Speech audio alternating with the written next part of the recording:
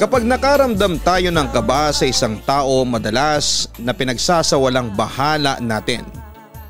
Akala kasi natin normal lamang yon at walang maidudulot na masama sa atin.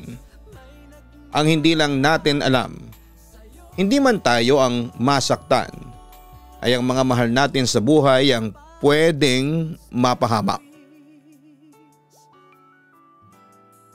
Dear Papa Dudut, isang mapagpalang gabi sa mga nakikinig ngayon. Nakasubscribe na po ako sa Kaistorya YouTube channel at maging sa inyong personal vlog na Papa Dudut Vlogs. Itago nyo na lamang po ako sa pangalang Alicia, 45 years old, nakatira dito sa Maynila. Lumaki ako sa simpleng buhay at 5 kaming magkakapatid, tapos ako pa ang bunso. Hindi na ako nakatungtong sa college kasi nang mamatay ang tatay namin ay nahirapan na si nanay na pag-aralin kaming magkakapatid. Sa totoo lang, medyo sumapa nga ang loob ko noon dahil 4th year high school na ako at excited akong mag-college. Sinabi ko pa kay nanay noon na gusto ko talagang makapag-aral ng kolehiyo. Pero ang sabi niya ay hindi niya talaga kakayanin, lalo na at may kuya ko na may anak na tapos sa bahay namin nakatira. Nainis ako kasi sa halip na tulungan niya akong maabot ang pangarap ko na makapagtapos ng pag-aaral ay inuna niya ang pasaway kong kapatid. Humingi naman ng pasensya sa akin si nanay at sinabi niya na gusto niya rin naman akong makapagtapos ng pag-aaral. Sadyang naipit lang daw ang pamilya namin sa mabigat na sitwasyon. Pero hindi ko kaagad natanggap ang dahilan niya na yon at medyo nagrebelde pa ako. Hanggang sasabihin ni nanay na gagawa siya ng paraan, Papa Dudut, para makakuha siya ng pang-enroll ko sa college. Papa Dudut, umalis si nanay ng bahay isang gabi para puntahan ang tita ko at utangan ng pera para sa enrollment ko sa college. Pero hindi na siya nakabalik pa noon dahil na-hold up siya habang nagbiyahe pa uwi sa bahay. Sabi ng pulis na nilaban daw si nanay sa hold upper at ayaw ibigay ang pera kaya ito nabaril.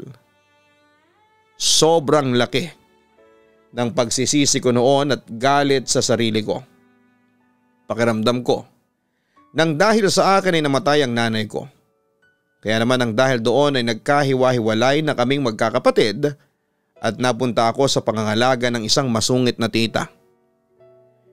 Hindi niya ako pinag-aral ng college at pinagtrabaho na lamang sa isang karinderya na malapit sa amin. Tiniis ko na lamang yon at ang nasa isip ko ay ayos na yon basta may maayos akong tirahan at pagkain sa pang-araw-araw. Doon ko na rin nakilala si Dexter, Papa Dudut. Isa siyang tricycle driver na madalas na kumakain sa pinagtatrabahuhan ko na karinderya. Nagapalagayan kami ng loob at hindi nagtagal ay naging magkasintahan. 21 years old ako nang sumama ako sa kanya para makipag-live-in noon. Pagpasensyahan mo na tong bahay ko, wika ni Dexter nang makapasok kami sa bahay. Ayos lang, ang laki nga ng bahay na ito walang second floor. Pero maluwag ang sala at kusina. Magkano ang upa mo dito? Pag-uusisa ko. Bahay ko talaga to. Minana ko pa sa mga magulang ko. Tugon naman niya. Ayos pala kung ganun. Hindi na natin kailangang isipin ng pagbabayad sa upa. Ang wika ko naman. Papa Dudut, isang taon na kaming nagsasama sa bahay ni Dexter. Nang mag-decide kaming magpakasal sa isang ginanap na kasalang bayan sa aming lugar. Hindi ko naman pinagsisihan yon dahil naging napakabuting asawa sa akin ni Dexter. Lahat ng pangangailangan ko ay ibinibigay niya, lalo na nga nang magdalang tao na ako sa magiging unang anak namin. Dahan-dahan lang po sa pag-upo dito sa may sofa, pag-alalay sa akin ni Dexter noon. Kakauwi lang namin sa bahay at kakatapos ko lamang magpa-check up. Ang sabi ng doktor ay medyo maselan ang pagbubuntis ko. Kaya kailangan na maging maingat ako sa katawan ko. 1 buwan na lang at manganganak na ako, ang wika ko. At sobrang excited na talaga akong mayakap ang magiging baby natin. Sa wakas ay matatawag na rin tayo na isang tunay na pamilya, ang sabi pa ni Dexter. Salamat sa pagbibigay ng lahat ng pangangailangan ko, Dexter. Kahit alam ko na pagod ka na sa pagtatrabaho at pamamasada sa tricycle, hindi ako kailanman nakarinig ng kahit na anong reklamo mula sa iyo, sabi ko. Bakit naman ako magreklamo responsibilidad ko ang bagay na ito. Ginagawa ko lang ang tungkulin ko bilang padre de pamilya ng bahay na ito, ang sabi niya. Medyo nahihiya lang kasi ako na hindi ako nakakatulong sa mga gastusin dito sa bahay. Lahat na lang ay ikaw ang gumagawa ng paraan. Dapat dalawa tayong nagtutulungan pagdating sa pera. Kaya lang dahil masela ng pagbubuntis ko hindi tuloy ako makapagtrabaho. Malungkot na sabi ko.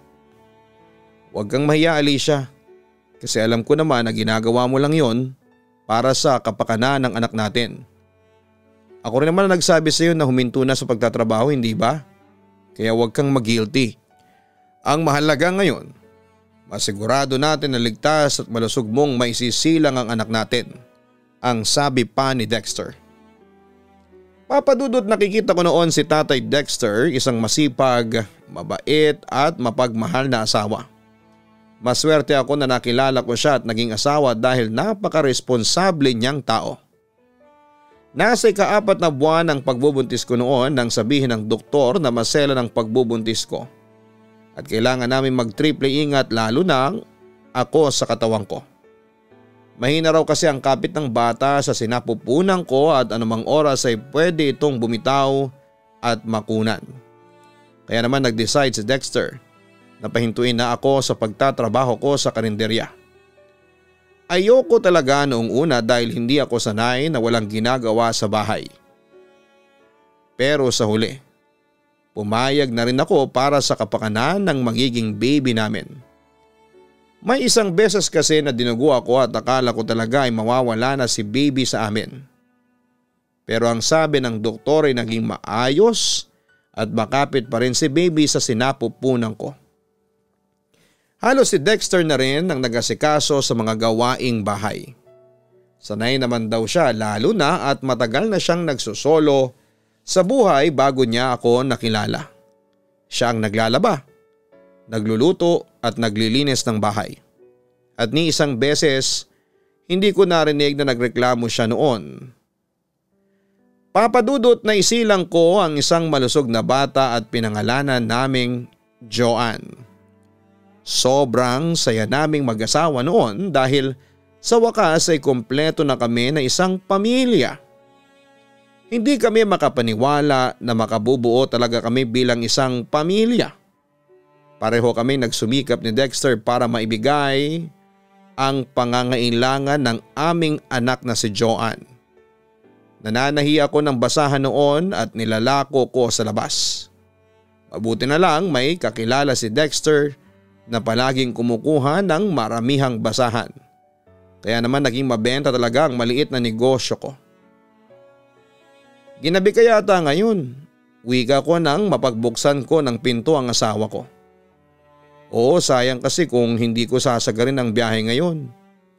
Fiesta sa bayan kaya maraming pasahero. Tugon naman niya. Tumuloy na kami sa kusina at pinaghain ko siya ng pagkain. Napansin ko ang paghawak niya sa batok niya. Masakit na naman ang batok mo? Tanong ko sa kanya. Tumango siya habang medyo nakakunot ang kanyang noo. Sabi ko naman sa iyo na huwag mo masyadong pinapagod ang sarili mo. Baka mamaya kung ano na yan. Mabuti pa ay samahan na kita magpa-check up bukas. Suhestyon ko. Hindi na, ayos lang ako. Tanggi niya. Kailangan nating malaman kung bakit panay ang pananakit ng ulo mo at ng batok mo, ang sabi ko. Pero may kailangan pa tayong bilhin na gamot para kay Joanne. Kagagaling lang niya mula sa dengue at hindi natin pwedeng hayaan na humina ang resistensya niya, sabi pa ng asawa ko. Hindi rin naman natin pwedeng hayaan na may sumasakit sa iyo tapos hindi natin alam kung ano yan. Basta magpa-check up tayo bukas. Wika ko pa. Papadudot kahit na anong pilit ko kay Dexter, hindi siya pumayag na magpa-check up kami. Ang sabi niya mas kailangan ni Joanne ng pera para sa mga vitamins niya. 3 years old na kasi si Joanne nang madengge siya. Buntik pa nga siyang mag-agaw buhay dahil hindi naman namin alam na dengue na pala ang sakit na dumapo sa kanya. Akala namin ay simpleng lagnat lamang yon. Mabuti na lamang at nag-decide kaming dalhin siya sa ospital nang mapansin naming pabalik-balik na ang lagnat niya at pananamlay. Malaki din ang nagastos namin para sa ilang araw na pagkaka-confine niya noon. Nagalaw namin ang ipon namin dahil sa taas ng hospital bill at presyo ng mga gamot na kailangang inumin ng anak namin. Pero ayos lang naman sa amin yon kasi ang mahalaga, nailigtas ang buhay ni Joanne. Sobrang laki ng pasasalamat namin dahil akala ko talaga ay mawawala na siya sa amin. Hindi ko yata kakayanin na mawala ang anak ko. Sa kanya na kasi umikot ang mundo naming mag-asawa. Siya na ang ginawa namin direksyon ng aming buhay. Kaya hindi namin kayang mawala siya sa buhay namin. Papadudod si Joanne ang sentro ng buhay namin mag-asawa pero bakit ganon? Bakit kailangan kong maranasan na mawala ng mahal sa buhay? Isang linggo pagkatapos ng pag-uusap namin na yon, ni Dexter ay bigla niya na lamang akong iniwanan. Dahil hindi na siya nagising pa noon. Mataas na ang sikat ng araw, nakapagluto na ako ng almusal para sa aming tatlo ni na Dexter at Joanne. Nagtataka ako na hindi pa lumalabas ng kwarto namin si Dexter. Kaya naman nag-decide na akong puntahan at gisingin siya. Ilang gising, tampal at yugyog ang ginawa ko sa kanya bago ko napagtanto na hindi na pala siya humihinga. Cardiac arrest. Yan ang sabi ng doktor na dahilan ng pagkamatay ni Dexter. Sobrang bigat at sakit para sa akin ang pangyayaring yon. Hindi ko alam kung paano ako magsisimula ulit nang hindi nakasama ang asawa ko. Mabuti na lamang at naging karamay ko ang kaibigan kong si Nora. Papadudot pagkatapos mailibing ni Dexter ay nagdoble kayod ako sa pagtatrabaho. Nalaman ko rin noon na may ipon pala siya sa bangko na hindi niya sinasabi sa akin. Ang note niya sa bank account na yon ay para raw sa 10th anniversary namin. Naiyak ako kasi talagang inisip niya ang sorpresang yon. Wala akong ka-ideya-ideya na pinaghahandaan niya pala ang 10th anniversary namin. Winidro ko ang pera na yon, papadudot, at ginamit kong puhunan para makapagtayo ako ng munting negosyo. Nagtayo ako ng tindahan ng iba't ibang klase ng basahan, kurtina at mga punda ng unan. Akala ko'y hindi ko kakayanin ang pangatawanan ng negosyo na yon, pero yon ang nakapagpaaral sa anak kong si Joanne. Nora, ito na yung mga kurtina na pinatahi mo. Isusunod ko na lang yung mga punda sa ibang araw. Wika ko nang may abot ko sa kanya ang mga pinatahi niya. May restaurant kasi ang isang tita niya kaya madalas na sa akin nagpapatahi ang mga ito. Hindi mo naman kailangan madaliin lahat yan, Alicia. Magpahinga ka kahit konti kasi baka mamaya ikaw naman ang magkasakit, ang sabi naman ni Nora. Kaya kong alagaan ang sarili ko, saka malapit na rin kasi ang enrollment kaya kailangan ko ng pag-ipunan ng panggastos para sa pag-aaral ni Joanne, ang sabi ko. Oo nga pala, pasukan na ulit. Hindi ko pa nga na ibibili ng mga gamit sa school ang dalawang anak ko, ang sabi niya. Ako rin kaya, nagtatrabaho ko na mabuti para maibigay ang pangangailangan ni Joanne. Ayaw ko kasi na magkulang ako sa kanya bilang nanay niya, kwento ko. Pero wag mo rin kakalimutan na bigyan ng pahinga ang katawan mo. Lalo na at mag-isa lamang ikaw na nagtataguyod sa kanya. Alicia, tandaan mo na hindi ka pwedeng magkasakit. Hindi ka pwedeng mawala sa tabi ng anak mo. Paalala niya sa akin. Oo Nora, alam ko at tatandaan ko yan. Hanggat kaya ko, Gusto ko lang na mapunan talaga ang lahat ng pangangailangan ni Joanne dahil ako na lang ang pwedeng magbigay sa kanya noon. Ayoko lang din na dumating ang araw na mahirapan siya dahil hindi ko pinaghandaan ang lahat lalo na pagdating sa pag-aaral niya. Kailangan na makita niya na ginagampanan ko ang responsibilidad ko bilang nanay niya. Wika ko.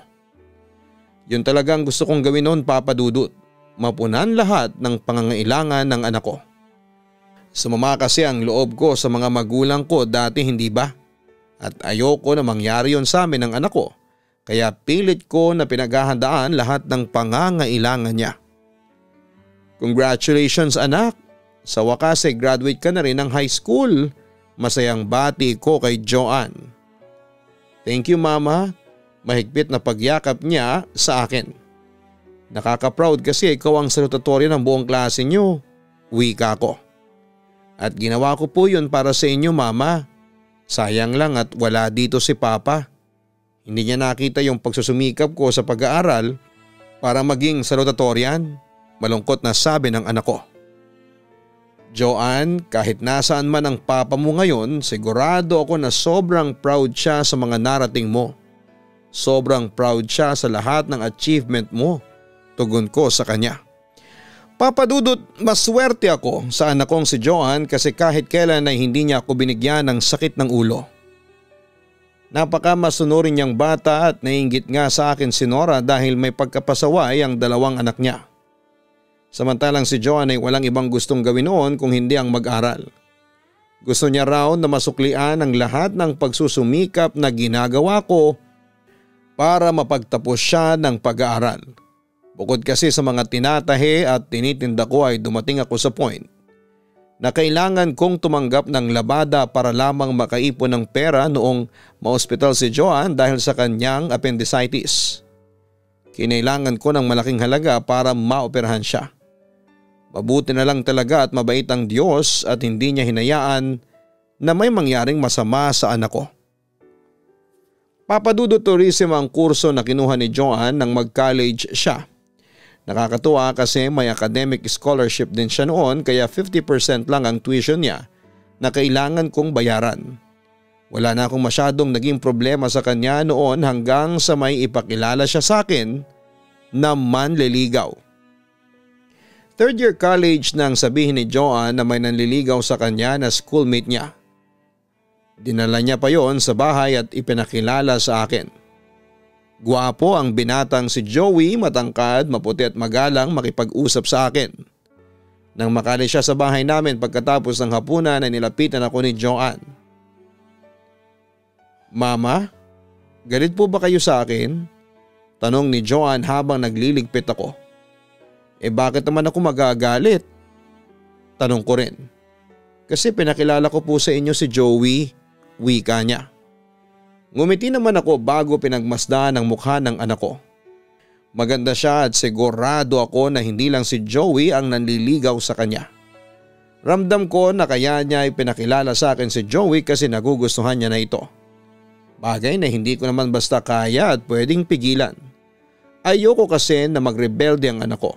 Isa pa ay gusto ko na makilala ang mga taong pumapasok sa mundo niya. Hindi ako galit. Natutuwa nga ako na ipinakilala mo siya sa akin. Isa pa ay may tiwala ako sa iyo anak. Alam ko na hindi ka gagawa ng desisyon na pwedeng ikasira ng buhay mo. Ang sabi ko naman sa kanya. Papadudot matalinong batang anak ko kaya naniniwala ako na kaya niyang alagaan ng sarili niya. May tiwala ako na hindi siya basta na lamang magpapaloko sa kung sino lang na lalaki. Kaya hinayaan ko na dumalaw-dalaw si Joey sa bahay namin. Kaya lang hindi ko maintindihan kung bakit sa tuwing makikita ko siya, meron akong nararamdaman na kakaibang kaba. Kaba na hindi ko maipaliwanag. Yung kaba na para bang ayoko kay Joey para sa anak kong si Joanne. Ang mahirap lang doon ay habang tumatagal ay nakikita ko na mas nagugustuhan na ni Joanne si Joey hanggang sa nalaman ko na nga lang na sinagot na niya ito bago matapos ang huling semester ng third year nila. Sa totoo lang gusto kong magtampo o maggalit sa anak ko. Pero ano ang magagawa ko? Sigurado ako na hindi niya maintindihan ang punto ko sa oras na magalit ako sa kanya. Kaya nang ipaalam niya sa akin ang tungkol sa relasyon nila ay sinabi ko na lamang na sana ay huwag silang lalampas sa limitasyon nila, lalo na at hindi pa sila tapos sa kanilang pag-aaral. Papadudot, kapag pumupunta si Joey sa bahay ay palagi niyang baon ng malaking ngiti sa kanyang mga labi. Magalang siya at may dalang pagkain sa tuwing nasa bahay siya. Nakikita ko rin kung gaano niya kamahal ang anak ko. Pero nagbago ang tingin ko na yon nang maabutan ko siyang hawak ng mahigpit ang braso ni Joanne at kinakaladkad pasakay ang motor niya. Kakauwi ko lang noon galing sa bayan kaya kaagad kong napigilan si Joey at inalis ang kamay niya mula sa braso ng anak ko. Ang kapal na mukha mong sakta ng anak ko? Bitawan mo siya. Inis na hampas ko sa kamay ni Joey. Tita, nag-uusap lang po kami ni Joanne. Ang sabi naman ni Joey. Nag-uusap pero kitang-kita ko na kinakaladkad mo siya. Sigaw ko sa kanya. Mama, hindi po. Nag-uusap lang po talaga kami. Medyo naiiyak na sabi pa ni Joanne. Nakita ko ang braso niya at lalo kong hindi nakapagpigil ng galit nang mapansin ko ang pamumula ng kanyang balat. Pumasok ka na sa loob ng bahay.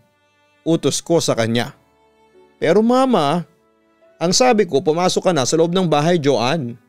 At ikaw, Joey, kahit kailan ayoko nang makita ang pagmumukha mo. Sigaw ko kay Joey. Papadudot, inamin ni Joanne na hindi yun ang unang pagkakataon na halos nasaktan siya ni Joey. Seloso raw kasi ito kaya sa oras na nakikita nitong may kausap na kaklase o kaibigan na lalaki si Joanne ay kinakaladkad na raw siya nito palayo mula sa mga yon. Mabigat ding magbitaw ng mga salita si Joey. Pinakita niya sa akin ang mga pagmumura sa kanya ni Joey sa text.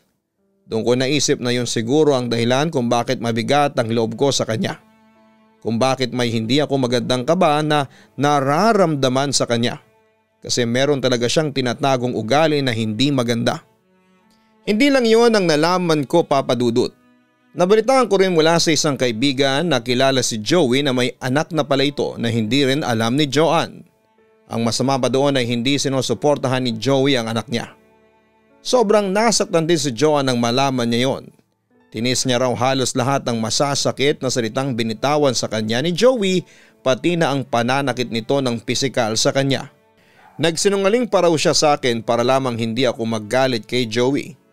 Yun daw pala ay nagsayang lamang siya ng oras sa isang walang kwentang tao.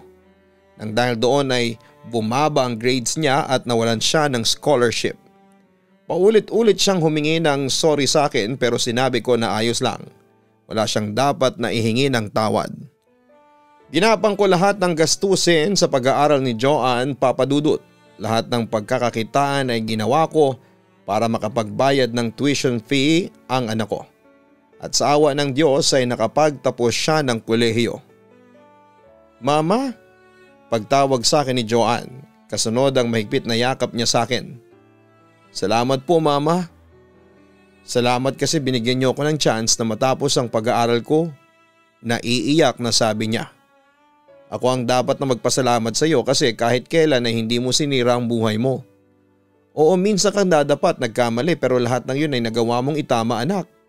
Ang wika ko sa kanya. Hindi ko po magagawa yun kung hindi dahil sa inyo, Mama. Kayo po ang palaging inspirasyon ko kaya mas pinagbuti ko ang pag-aaral. Gagawin ko po ang lahat para makabawi ako sa inyo, ang sabi naman ni Joanne. Papadudot, nagsimula bilang receptionist sa isang hotel ang anak ko.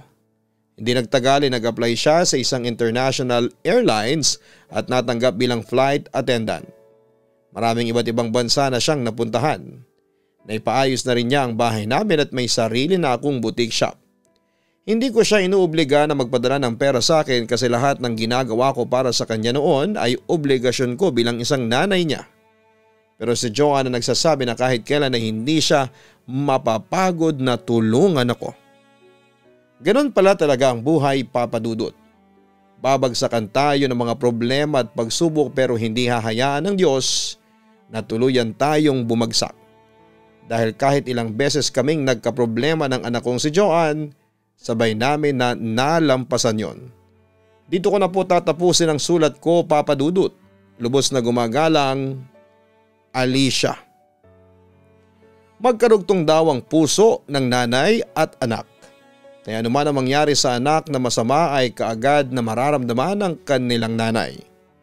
Gaya ng kwentong ibinahagi ng ating kaistorya na si Alicia, wala pa man nangyayaring masama sa kanyang anak na si Joanne ay ramdam kaagad niya na may hindi magandang ugali ang taong napupusuan ni Joanne. Maswerte rin si Joanne sa pagkakaroon ng isang nanay na kagaya po ni Alicia dahil hindi napagod si Alicia na intindihin ang kanyang anak at bigyan ito ng isa pang pagkakataon para muling matapos ang kanyang pag-aaral. Huwag kalimutan na mag-like, share at subscribe. Hanapin din po ang Kaistorya YouTube channel at ang Papa Dudut Vlogs. Salamat po sa inyong lahat. Ang buhay ay mahiwaga,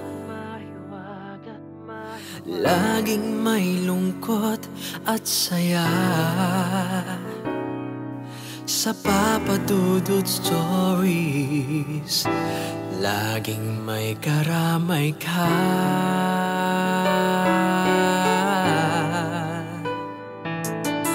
Mga problemang kay bigat,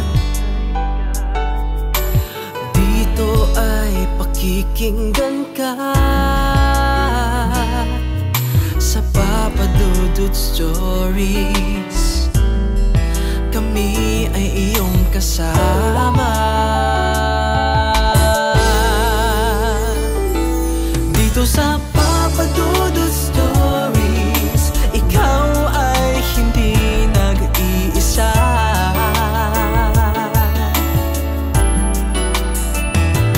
Dito sa Papa Dudut Stories, may nagmamahal sa'yo. Papa Dudut Stories, Papa Dudut Stories, Papa Dudut Stories.